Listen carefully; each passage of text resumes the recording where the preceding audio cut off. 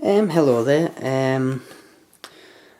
As you can see, I've actually got my bike now, which I hadn't before, hence why I actually haven't been doing that many videos lately.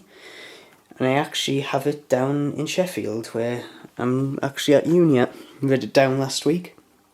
All good, so I thought since I've got it, I might as well do some videos. And this one's actually going to be about some mods I'm doing on it, but some very personalised mods that I'm doing, like one-offs.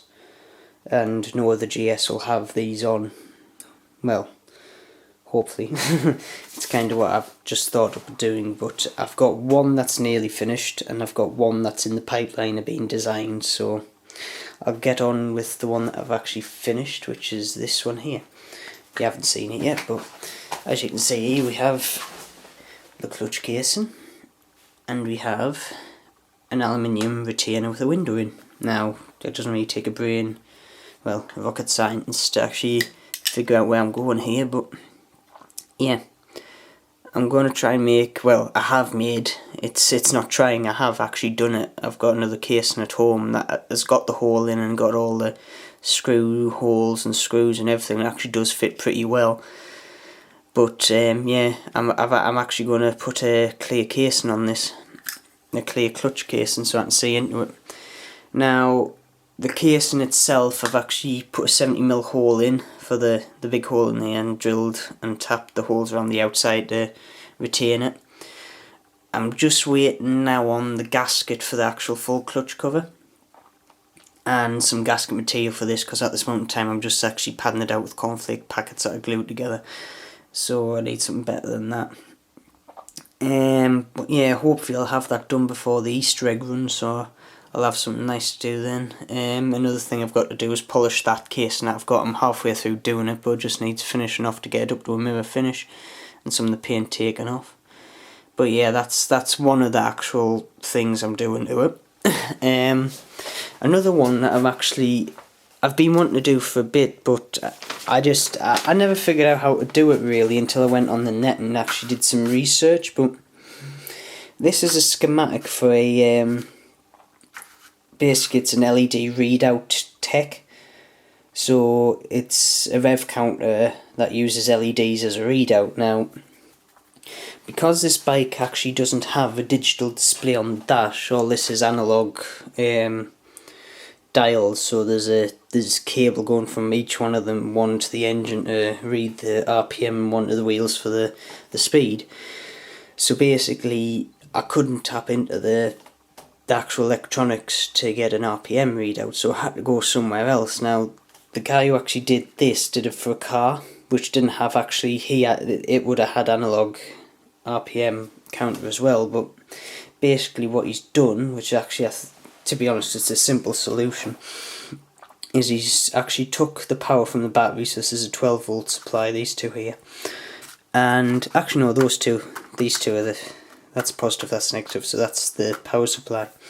And he's actually got a signal coming in here. Now this signal is actually coming from the ignition coils, which will be on the bike, so you'll actually tap into them to get the signal out. Now, there is some warranty because there is very high voltage coming off the coils, because yeah, just a few thousand volts and amps, but so we'll have to be careful with that. But basically what it does is it's powered by the battery, and it takes the signal and it actually gets relayed into this chip. Now this chip here is it converts a frequency into a voltage of a varying voltage depending on the frequency. So when the state is going around, which it will do, and it'll actually set off the coils depending on what RPM it's going at.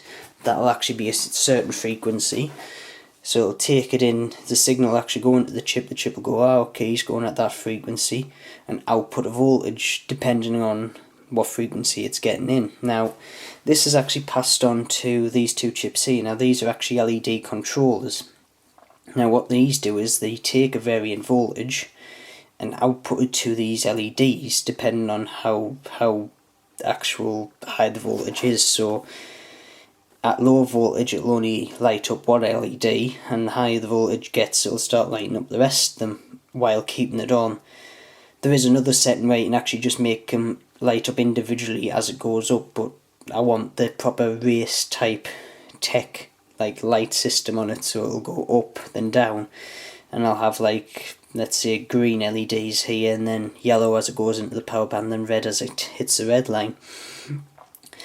But it's just a nice nifty thing I thought I would do, because I still haven't figured out where I'm going to put it though. That's one thing I thought it would be quite nifty if I could put it around the actual dial itself, so the LEDs actually chase the needle around. But after looking at it, there's not actually that much room to play with, and yeah, I could actually put it across the top as well, or another one which might be more discreet would be down here, because I actually have got a bit of room here that isn't being used. But I know when I'm putting the tank back on, oh, light's gone off, switch it back on, bloody times. But I do know when I'm putting the tank back on, this is actually used to put the tank on, so I would have to make it, maybe velcro it on.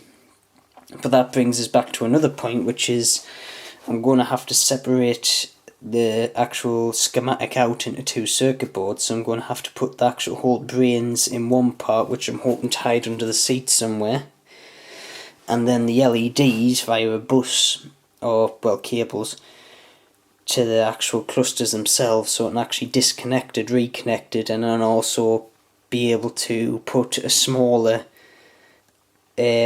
circuit board up here for just the LEDs and the plug, and the larger one with all the components in to control the actual RPM output under the seat or somewhere.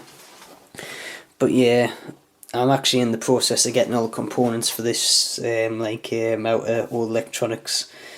But I've only found 1 or 2 components at the moment out of them.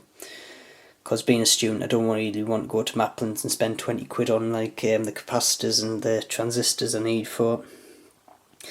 And this little chip here, I know Maplin don't do, so I'm going to have to go to eBay and get that one. These two they do though, and everything else they do, so I think the rest of it's going to be fine. But I'll have a look to see if there's any old electronics first I can gut and save some money on. But yeah, other than that, the bike is basically, yeah, I'm keeping it the way it is at the moment, other than those 2 things. And I need to do the jetting again, because it is running rich, and it has been running rich for the last year, but never got around to doing anything with it.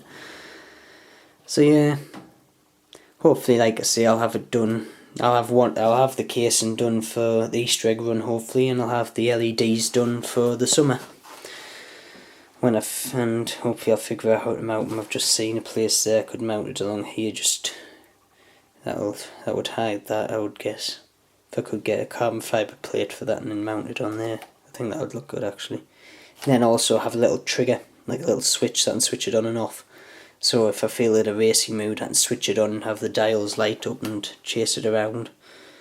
I think that would be cool, but we'll see how it goes. And another thing I was thinking about with this is, I know a lot of classic bikes, I don't know, this might be sacrilege to some people, and I wouldn't do it on my A100 or something like that, but I know some people have got like custom ones. But I think it would be a cool idea if you could make, like, for the bikes that just have a speedo, you could use this schematic here to actually make an electronic rev counter. And a very nice one, because you can set it out anywhere you wanted, basically. If you've got this, you can set it out anywhere you wanted, the way the LEDs are. So I think that's another use this could be used for. If you just look on the net and type in electronic or LED rev counters, it'll come up with plenty of schematics like this. So yeah.